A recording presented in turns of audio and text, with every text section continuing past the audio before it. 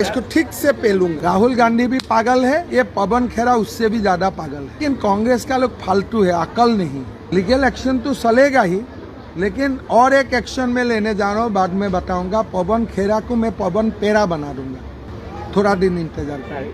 पवन खेरा बन जाएगा पवन पेरा, मैं इसको ठीक से पेलूंगा।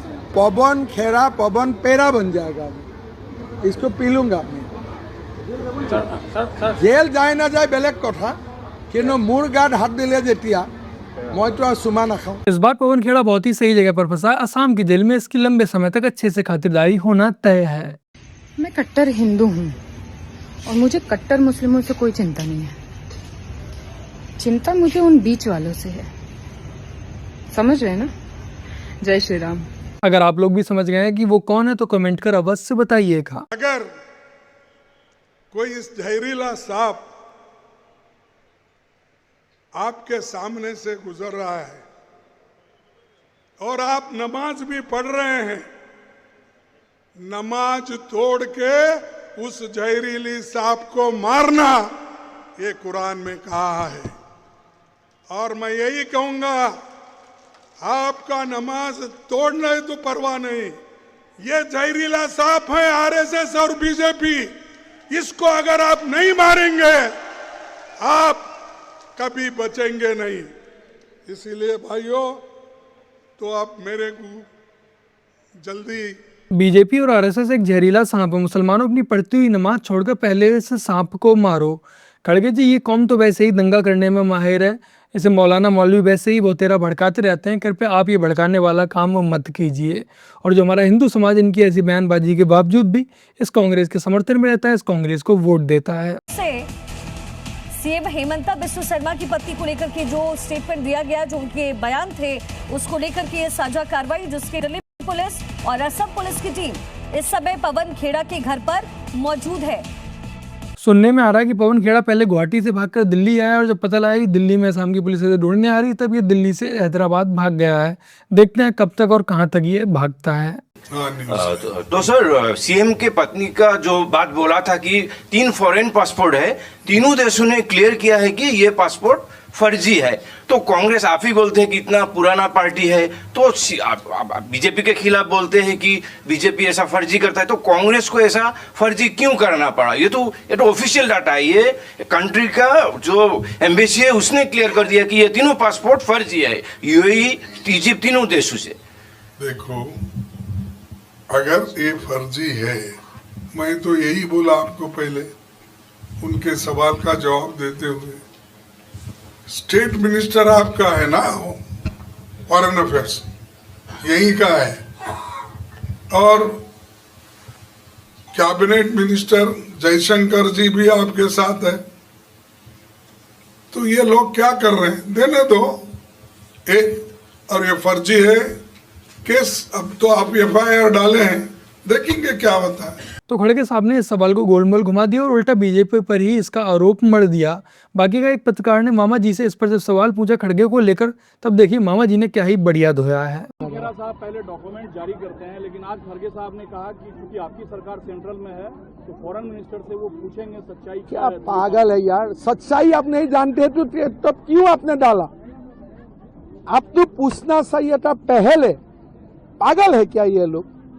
मैं एक एलिगेशन लाया, पहले आपको फॉरेन मिनिस्टर को पूछना चाहिए था कि नहीं चाहिए था कि ये एलिगेशन हमको मिला है, सार्वजनिक करने का पहले आप थोड़ा हेल्प कीजिए। आप पहले लोगों को मारेगा, फिर बोलेगा नहीं नहीं नहीं मेडिसिन क्या होगा मैं पूछ के दूंगा। क्या पागल जैसा? खड़गे जी का उम्र हो गया, अभी भी पागल जैसा बात कर रहे हैं। आप लोगों को जलील करेगा, लोगों को बेइज्जत करेगा और फिर बोलेगा हम फॉरेन मिनिस्टर पूछूंगा। तुम्हारा दामाद है क्या फॉरेन मिनिस्टर? पहले झूठ मूठ कागज क्यों लाया? पहले जाके फॉरेन मिनिस्टर को क्यों नहीं पूछा? कौन है ये खड़गे? क्या लुका छुपी का खेल है? असम, अरे कहां असम पुलिस को नहीं जानते, पाताल से भी उखाड़ के ले आएगा। कहां मिलेगा पवन खेरा? असम लासित बरफुकन का देश है, कौन सा ये पवन खेरा है? पाताल में भी लुकेगा तो हम उठा के लेके आएगा। तुम बताओ ये कागज तुम किसको दिए थे? मेरा डाउट है ये कागज राहुल गांधी दिए थे उनको। सो ये मुकदमा राहुल गांधी तक जाएगा और हमें डरवाने का कोशिश मत करो। ये असम है, हमने 17 टाइम्स इस्लामिक इन्वेशन का खिलाफ लड़ाई लड़ा। हम अलग दुनिया से आए हुए बंदा हूं। ये खरगे आरगे हम क्यार भी नहीं करता हूं। मामा जी ने लॉजिक के साथ जवाब दिया कि अगर आप किसी पर आरोप लगा रहे हैं तो पहले वेरीफाई करेंगे, उसके बाद ही आरोप लगाएंगे। ऐसा तो नहीं है कि आप पहले आरोप लगा देंगे, वो गलत निकलेगा, बाद में उसे वेरीफाई करने जाएंगे। कुल मिलाकर इन कांग्रेसियों की मंशाई असम चुनाव से पहले मामा जी की छवि खराब करने की थी। A case has been registered in Crime Branch Police Station Guwahati and we wanted Mr. Pawan Khera in connection with the case. तो हम उनको ढूंढ के आया था, अभी मिला नहीं वो, and we have searched his house. We found some incriminating things which I cannot disclose right now. But sir, electronic devices have been seized. Where he has been, मुझे अभी पता नहीं है वो कहाँ है, but I will trace him out. Have any devices been seized, sir? Have any devices been? Assam की police इसे ढूंढने पर लगी हुई है। इसे ढूंढने दिल्ली इसके आवास पे भी गई थी, वहां से कुछ सामान भी जब्त किया है और आने वाले समय में जल्दी पवन खेड़ा को भी जब्त कर लिया जाएगा। देखिए, लॉ एंड ऑर्डर पे जब बीजेपी के प्रवक्ता बड़ी बड़ी बातें कर रहे हो तो ऐसा लगता है कि जैसे ओसामा बिन लादेन शांति संदेश दे रहे हैं। लेकिन क्योंकि बंगाल का चुनाव आ गया तो अब ये बंगाल के शक्तिमान बन के वहां पहुंच जाएंगे। पूरे देश में जहां इनके पास पर सत्ता है वहां कुछ नहीं करेंगे। लेकिन बंगाल पर भी तो कुछ बोलिएगा ना, कुछ तो बताइएगा ना। देखो भैया, हमारा कानून व्यवस्था ठीक करने का चर्चा तो पूरी दुनिया में है। धुरंधर और वो अतीक वाला और न जाने क्या क्या सबने देखा ही होगा, है ना? वो हमारी बात मत करो। और अगर किसी को गलतफहमी हो तो मुख्तार अंसारी के भाई से भी पूछाओ और बाकी सारे उनसे भी पूछाओ। और अनिल से लेकर न जाने कितने लोग हैं, मैं नाम नहीं गिनाना चाहता उनका क्या किया इस प्रदेश की सरकार ने और बाकी जगहों में सबने देखा है। हालांकि अतीक वाला जो है वो गलत हुआ, नहीं होना चाहिए था। सियाना हो गया मेरा बच्चा। चला ऐसा मैं कह रहा हूं आपके सामने, आप इसको सच माने। और इसके अलावा एक और चीज मैं कह रहा हूं, छोटा सा काउंटर, और इसके अलावा एक और मैं चीज कह रहा हूं। वो बचपन में ना जब मैं साइकिल चलाता था, और इनफैक्ट आज भी हर जगह देखता हूं मैं गांव में, वो जो ब्रेकर बना होता है ना, मैं जब भी उधर से निकलता हूं तो साइड से निकल के लेकर जाने की कोशिश करता हूं। बार बार बंगाल से क्यों बच जा रहे हो भैया? टीएमसी पे बोलने से बच। और वहां से 10 सेकंड और उसके बाद पूरी कहानी सुना दे रहे हैं वो वेलकम वाली कि मेरी एक टांग नकली है, बहुत अच्छा हॉकी का खिलाड़ी था, और इसके बाद ओके भाई बहुत अच्छा है, मेरे काम को प्लीज ऐसा नहीं। लेकिन आपने जो इनको सुई चुभाने वाला वो सिस्टम यहाँ रखा हुआ, बार बार बोले जा रहे हैं। बीच में 5 सेकंड, मैं 5 सेकंड में खत्म कर रहा हूं, फिर नहीं बोलूं। मैं एक चीज कहना चाहता हूं, विषय बहुत साफ है। और अगर खास तौर पर आम तौर पर कहीं पर भी किसी भी राज्य में हिंसा होती है या किसी भी राज्य में क्राइम होता है, उस पर बिल्कुल चर्चा की जानी चाहिए, कहीं कोई विषय नहीं है। लेकिन अगर किसी राज्य में सिर्फ एक व्यक्ति को इसलिए मार दिया जा रहा है, एक महिला को सिर्फ इसलिए बलात्कार कर दिया जा रहा है, एक आदमी को सिर्फ इसलिए घर जला दिया जा रहा है, उसको माइग्रेट करना पड़ रहा है क्योंकि वो भाजपा को वोट देता है, तो इससे ज्यादा शर्म की बात नहीं हो सकती।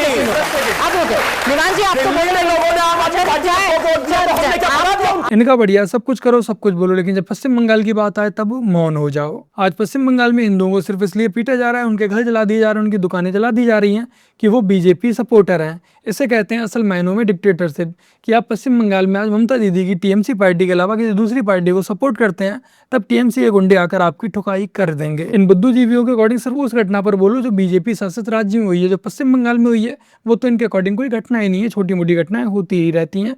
जैसा कि ममता बानो बयान भी दे चुकी हैं कि लड़कियां अकेले रात में घर से बाहर ही क्यों निकलती हैं। धर्म परिवर्तन करने के लिए बोले हैं। किस टाइप का धर्म परिवर्तन? मतलब क्रिश्चियन बन जाओ। क्रिश्चियन बन जाओ तो तुम लोगों को सही समय में सैलरी मिलेगा, तुम्हारा पीएफ जमा होगा, नहीं तो तुमको परेशान करेंगे, इतना परेशान करेंगे कि तुम अपने से नौकरी छोड़ने में मजबूर हो जाओ। मतलब या तो क्रिश्चियन बन जाओ या तो नौकरी छोड़ दो। और सैलरी वगैरह बराबर टाइम पे मिल रही है? नहीं, सैलरी हमको टाइम से नहीं मिल रहा है। क्यों? अब यही अपना धर्म परिवर्तन करो, नहीं तो फिर हमारे यहाँ पीएफ का पैसा भी नहीं मिल रहा। 2 साल से पीएफ नहीं मिल रहा है। क्या क्या करते हो आप स्कूल में? मैं झाड़ू लगाती हूँ, टॉयलेट धोती हूँ। और आपको कितना साल हो गया इस फील्ड में? 40 साल हो गया। 40 साल आप स्कूल में काम कर रहे हैं? पूरा मतलब अपनी उम्र अभी आधी आप इस स्कूल में दे चुके हैं। इसके बाद भी आपको बोला जाता है कि क्रिश्चियन बनो या तो नौकरी छोड़ दो।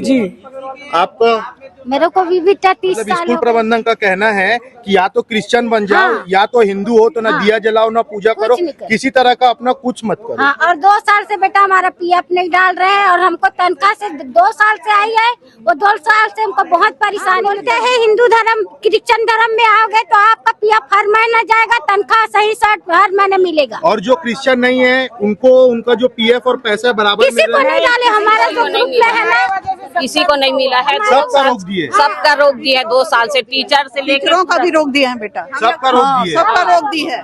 आप क्या काम करते हो स्कूल में? मैं भी आया मदर का आप भी आया मदर हो? हाँ जी जी।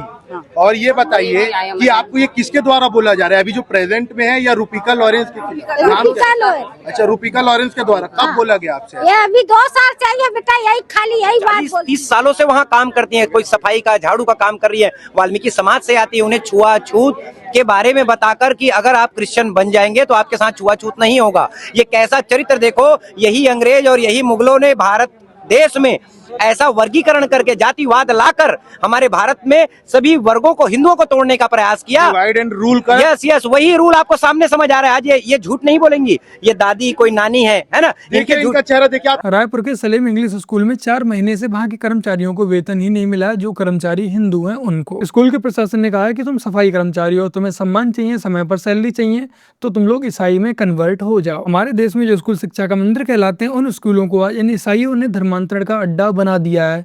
हर तरह से ये अपने यहाँ काम करने वाले कर्मचारियों को परेशान करते हैं, टॉर्चर करते हैं, हर तरीके से उन्हें फोर्स करते हैं ईसाइयत में कन्वर्ट होने के लिए। मेरा छत्तीसगढ़ की सरकार से यही अनुरोध है कि स्कूल पर सख्त से सख्त कार्रवाई की जानी चाहिए, और जो 40 साल से इन्होंने पीएफ रोक रखा है, जो पीएफ नहीं दे रहे हैं, उस पीएफ की ब्याज के साथ इस स्कूल से वसूली की जानी चाहिए। बाकी का जो भी माता पिता अपने बच्चों को इस स्कूल में पढ़ने भेज रहे हैं, उनसे भी मेरा आग्रह है कि कृपया ऐसे स्कूलों का बायकॉट करें, ऐसे स्कूलों में अपने बच्चों को ना भेजें। क्योंकि आपको क्या लगता है, क्या ये स्कूल वाले सिर्फ और सिर्फ इन कर्मचारियों का ही ब्रेन वॉश कर रहे हैं, नहीं फोर्स कर रहे हैं? ये इनडायरेक्टली सॉफ्ट तरीके से बच्चों का ही ब्रेन वॉश कर रहे होंगे, उनके अंदर भी सनातन को लेकर घृणा भर रहे होंगे।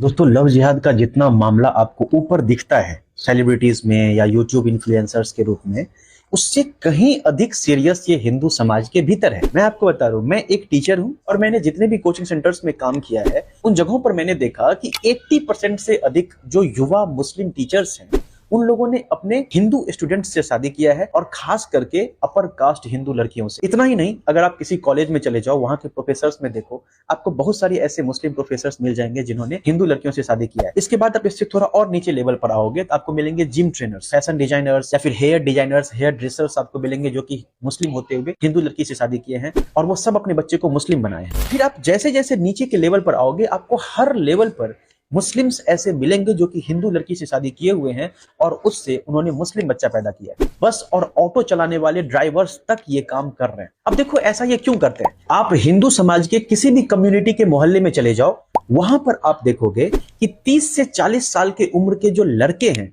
वो बहुत सारे ऐसे हैं जो कि कुंवारे हैं, जिनकी शादी नहीं हुई है। खास करके वैसे कम्युनिटीज में जिन कम्युनिटी की लड़कियों को लव जिहाद में सबसे अधिक फंसाया जाता है, जैसे कि ब्राह्मण, राजपूत, यादव, तो बहुत सारे सिंगल लड़के आपको हिंदू कम्युनिटी में मिल जाएंगे। अब जरा सोच कर देखो कि आज से 100 साल के बाद जब ये लड़के बूढ़े होके मर गए होंगे, इनके पीछे एक भी बच्चा नहीं बचेगा जो कि इनके वंश को आगे बढ़ाए।